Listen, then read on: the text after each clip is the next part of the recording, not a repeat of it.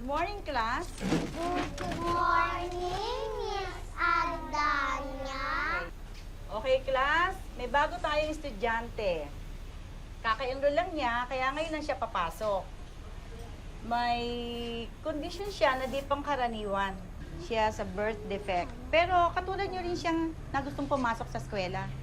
So, please welcome to the class, Caroline de la Cruz. Sige na, Bingbing. Pinakilala ka na ni Ma'am. Ano ang mukha mo? Maskara ba yan?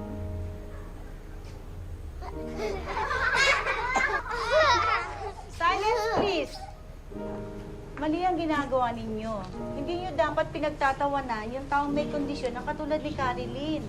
Dapat, tinutulungan nyo siya na makapag-adjust sa klase. Ha? Sige na, Bingbing. Aalis na ako, ha? Lalabas na ako. Hintay na lang kita. Sige, okay na siya. Ako na bahala sa kanya. Salamat. Okay, Caroline, magpakilala ka sa kanila. Ako po si Caroline de la Cruz. Bingbing na lang po ang itawag niyo sa akin. Ba't ka na mukha mo? Bingbing, gusto mo bang sagutin yung tanong niya? Sabi ng nanay ko, pinaglihi daw niya ako sa balat ng kalabaw. Kaya meron akong balat ngayon sa mukha ng kalabaw. Sige, maupo ka na, please.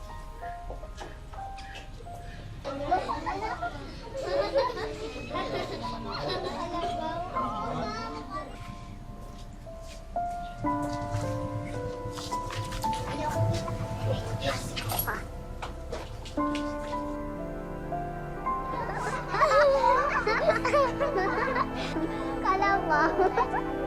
Kalabaw.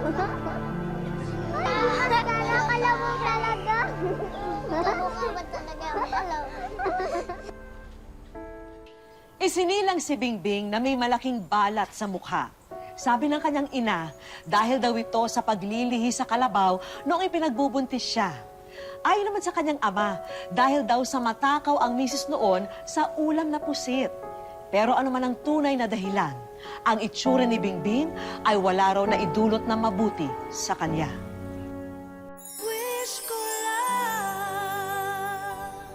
Bingbing! Oh, ba't nandiyan ka pa rin? Hindi ka ba papasok? Ano ba yun? Oo, hindi. Halika na, pumasok ka na. Ayoko na pumasok. Ayaw naman ng mga bata sa akin eh. Lumalayo sila sa akin. Kaya ka nila nilalayuan kasi hindi ka pa nila kilala. Hindi nila alam kung gaano ka kabait, at saka kalambing, at saka... Teka, baka hindi ka pa naliligo, kaya nilalayuan ka nila. Mabaho ka ata eh. Paano nga? Ay, bantot! Mamo! Si Ate Nene! Tsaka si Ate Sheila! Uy, tama na! Ano ba? Gagawin mo laro niyan. Anak, bangon na. Halika na, papasok ka na. Yung uniforme mo nakahanda na doon, tsaka yung almusal mo. O ayan, tatlo na kami nagsasabi sa'yo pumasok ka na. Tayo ka na, bilis. Bakit ba pinipilit yung bata? Kung ayaw pumasok, edi wag pumasok. Charlie, ano ka ba? Napapag-iwanan na tong anak mo. Dahil ayaw mo kasing i-enroll, tapos ngayon gusto mo na naman siyang huminto. Papasok siya, tapos anong mangyayari? Pagtatawanan. Ang bata kailangan mag-aral. Tapos, Bing, anak, huwag mo intindihin si tatay. Halika na, tayo ka na, mag-aaral ka ha. Lahat ng bata dapat mag-aral, anak, ha? Hindi naman po ko katulad ng ibang bata. Iba po ang itsura ko sa kanila.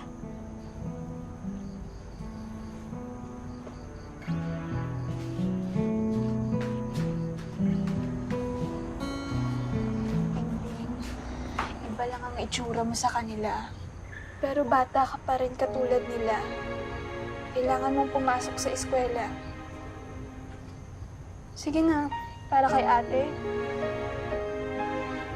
Para kay ate. Ay, ba't sa kanya lang? Paano naman ako pati kay mama? Para sa inyo na rin, ate. Sige na.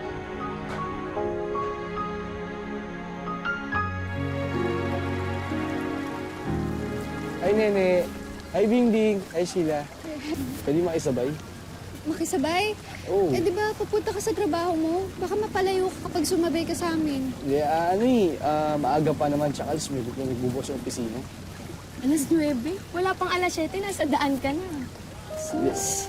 Kasi, totoo niyan, kung ako pa hinihintay. Kasi baka mamaya, walang kasabay yung ate niyo pa uwi.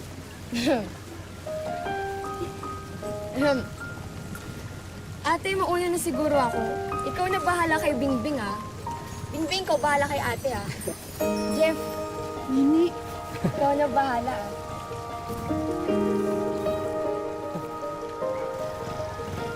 ah. Tara na po, ate.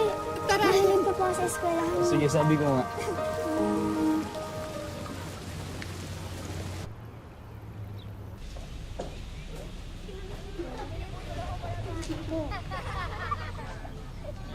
Ano yan?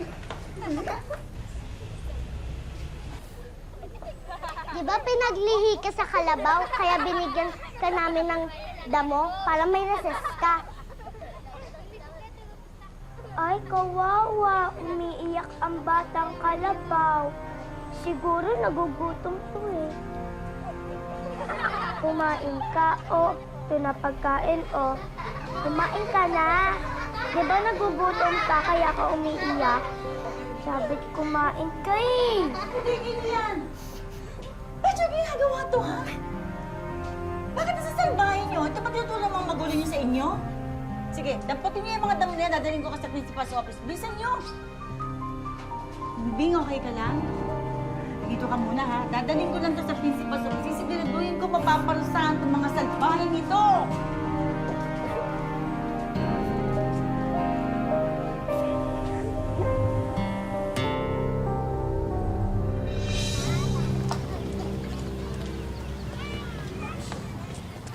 Aswang na pinaglihi sa kalabaw.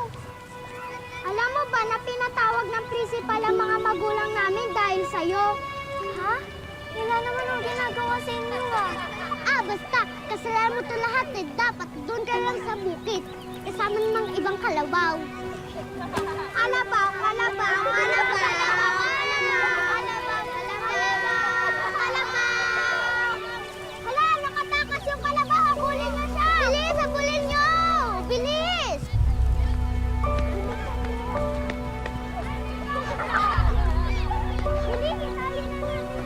Ano naman ang ginagawa sa inyo, ah?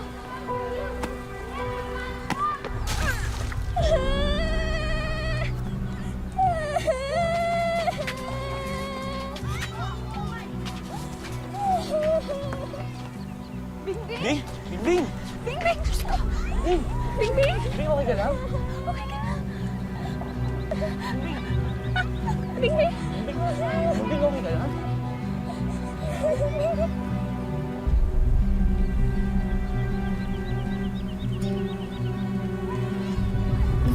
Madalian sa klinik!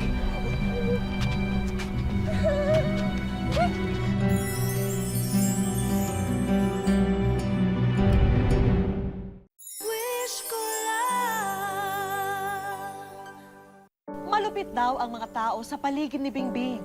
Buti na lang at lagi raw nakasaklolo ang kanyang mga kapatid. Ngunit hindi raw sa lahat ng oras ay mababantayan siya ng kanyang mga ate.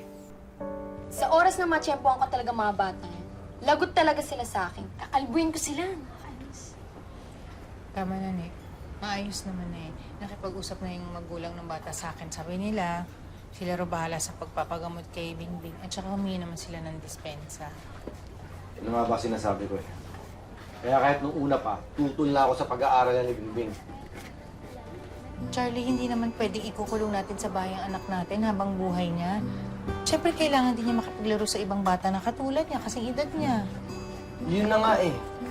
Hindi siya katulad ng ibang bata. Tay!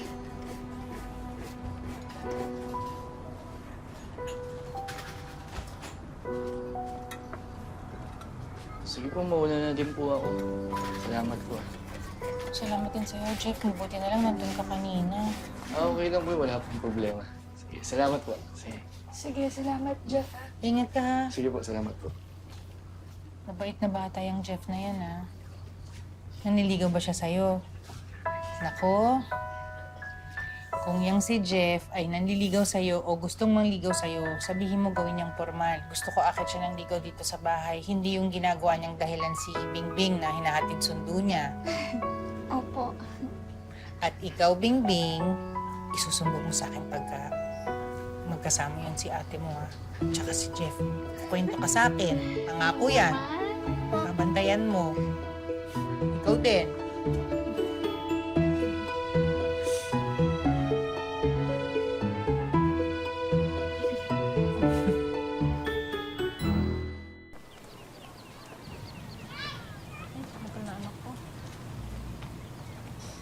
Klase pa na anak ko yung anak ng aswang, oh.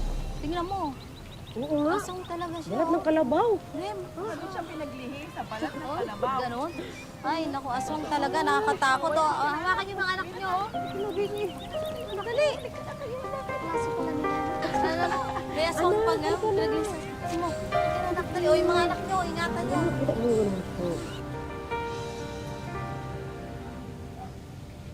Mabilis na naging matamis ang pagtitinginan ni na Jeff at ng ate ni Bingbing na si Sheila. Tara na po. Si nanay, kanina, napasarap yung nood niya ng TV. Nagluluto siya. Kalimutan niya yung sinabi na sunog. Tapos ate, alam mo, may kwento ko sa'yo. Ganda-ganda. Blooming ka kanina eh, dahil lang kay Kuya Jeff eh. Kalabaw, kainin mo to. Kaya nga, total kalabaw ka naman eh. Oo nga, di ba? Kalabaw ka. Hoy, pigilan niyo yan, ha? Susubukan kayo sa teacher niyo. Kalabaw!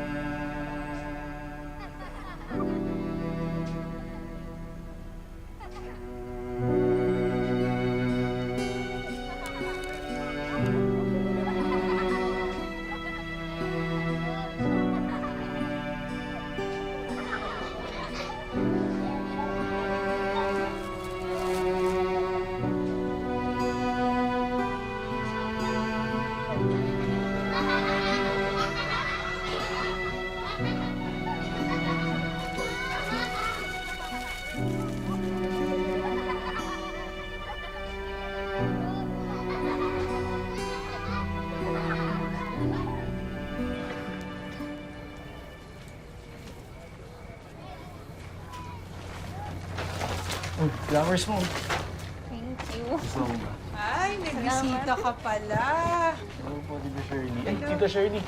Para sa inyo. Sa akin? Opo. Nako, Jeff, nagabala ka pa. Paborito ko yan eh, pansit. Hinulaan ko lang yan, Tita. Magaling ka ha, dahil dyan, sige. Alam ko naman, makakit ka na ng ligaw. Plus points ba yan? Plus points. Ah, may sipin ko. Pag masarap to.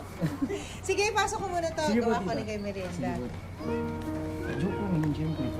Mami kasi, isipin kagad tayo mga bata. Nag-effort ka talaga. Oo naman, para sa'yo. Walang ka pa. Wala, dyan lang nakita ko lang kasi sa tabi. Amuyin mo, baka mamaya hindi... May... Habang nagkakwentuhan kayo, mag-merienda muna kayo. Ay, thank you po. Thank you po, Nay. Sige, enjoy kayo dyan. Thank you. Kain ka na. Sige lang. Nakita lang itong busog na. Malapit na tayo matapos. Ito pa sila. Ayun, dyan. Ay, asan ang ate mo? Sheila, halika na. Nay, maganda ba yung suot ko? Maganda ka na, anak. Ang dami ng problemahin yan. Oo, halika na. Harapin na natin sila. Ako tuloy yung nininervyos. Bakit ate? Anong gagawin nila? Mamanhikan kasi sina Kuya Jeff. Mamamanhikan? Oo. Hihingi sila ng permiso kina tatay para magpakasal na sina ate. Magpakasal?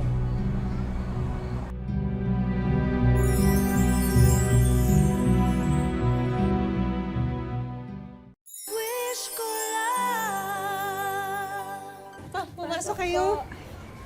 Pasensya na kayo. Ay, naku, nagabala pa kayo.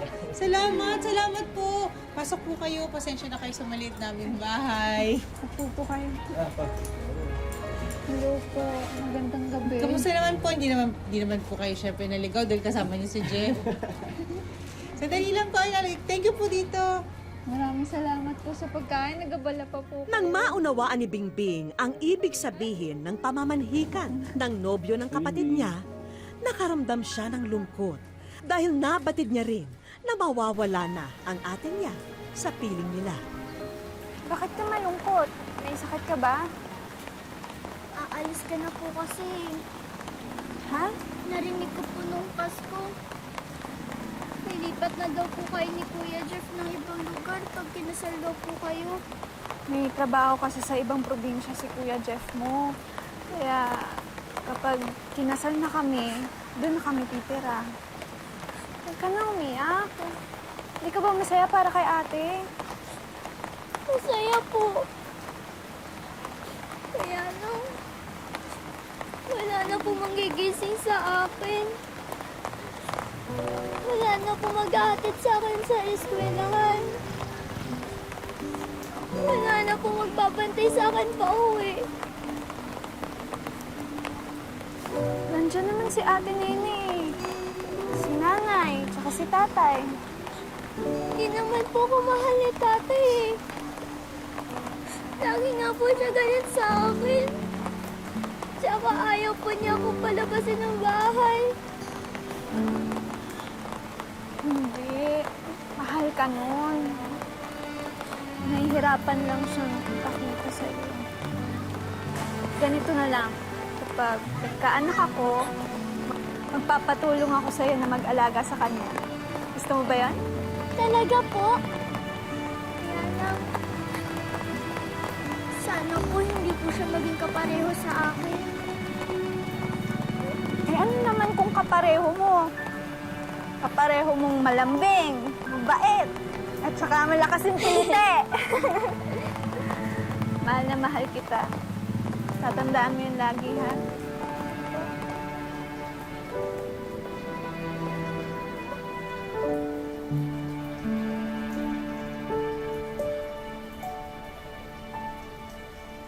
Makalipas ang 1 taon, ikinasal na si Sheila at nakaalis na sa kanilang bayan.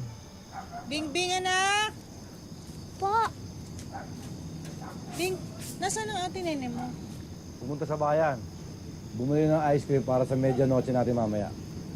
Naku, uutusan ko pa naman siyang bumili ng asin dahil meron pa akong lulutuin. Ma, ako na lang po yung bibili po.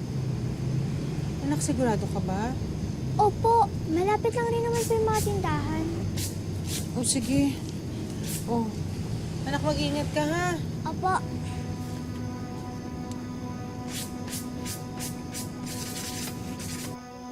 Dahil wala na ang ate niya na palaging nagbabantay at nagtatanggol sa kanya, mas madali na siyang napagdiskitahan ng mga taong hangad ay asarin at saktan si Bingbing. Uy! Ay! Ay! Ay!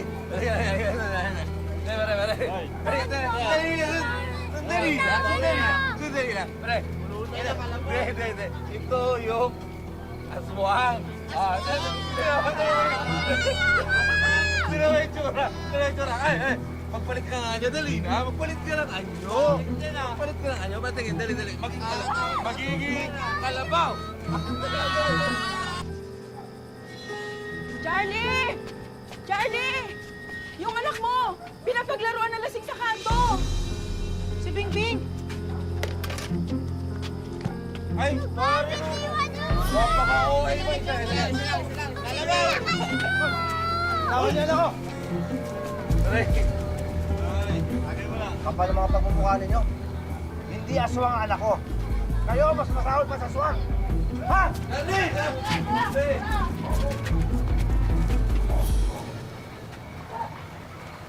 Yes ka lang? Sa unang pagkakataon, naramdaman ni Bingbing ang pagmamalasakit at pagmamahal ng ama.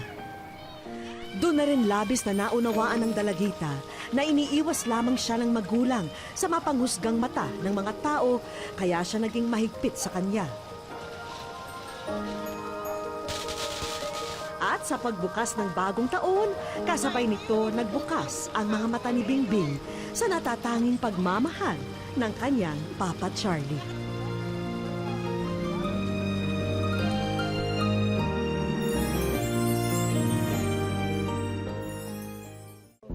Ginasungog ako sa akong kaklase na ginasabihan ako na aswang, tapos nagatangis na ako, ginasumat na ako sa akong teacher.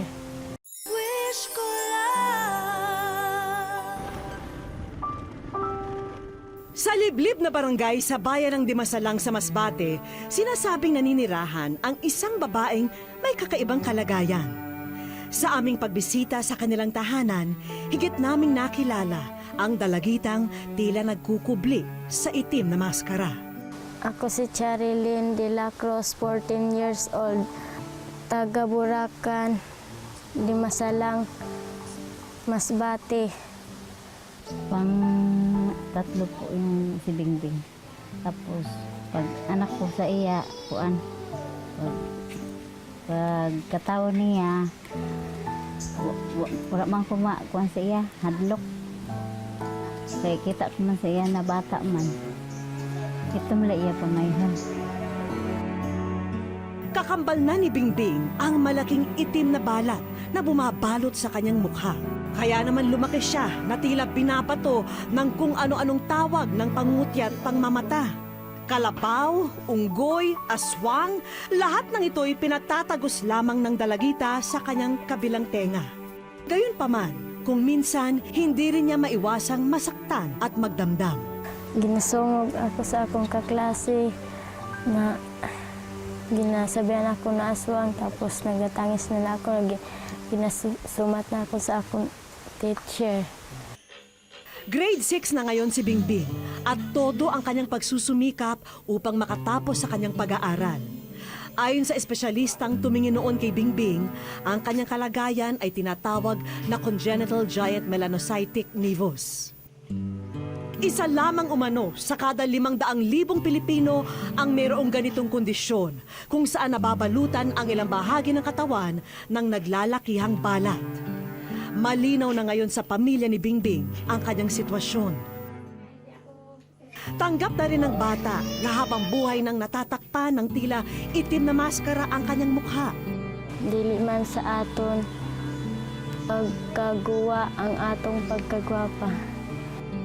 Sa aming pagbisita kay Bingbing, may munting hiling siyang ibinahagi sa amin. Sana raw ngayong bagong taon ay makasama nila ang kanyang panganay na kapatid na si Sheila, na kanyang numero 1 tagapagtanggol noon. Ginaminog ko sa iya kay wala ko sa iya kakita. Naisin man pauwiin ang kanyang ate mula sa Tarlac. Kulang pa sa pangkonsumo ng pamilya ang kinikita ni Mang Charlie sa pakikisaka. Hindi magarang damit at marangyang medianoche ang hiling ni Bingbing ngayong bagong taon. Sapat na sa kanyang makapiling ang kanyang ate Sheila nang sa gayoy muling mabuo ang kanyang pamilya.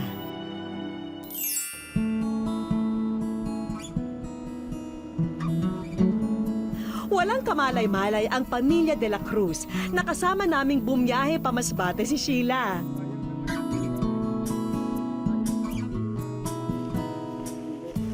Mula sa malayo, tila nakatunog si Charlie sa taong papalapit.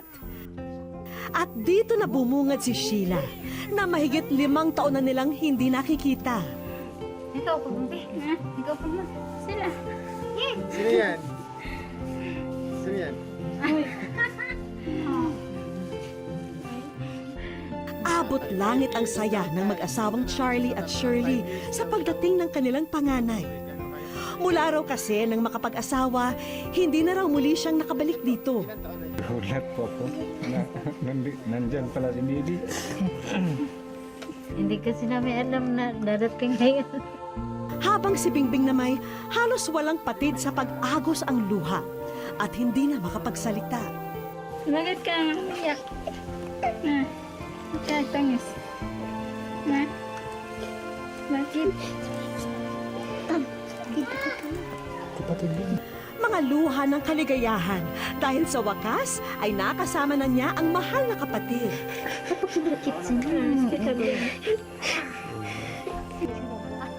O Bingbing, tahan na ha, dahil bukod sa pagdating ng iyong ate Sheila, may iba pa kaming sorpresang sa inyo inihanda.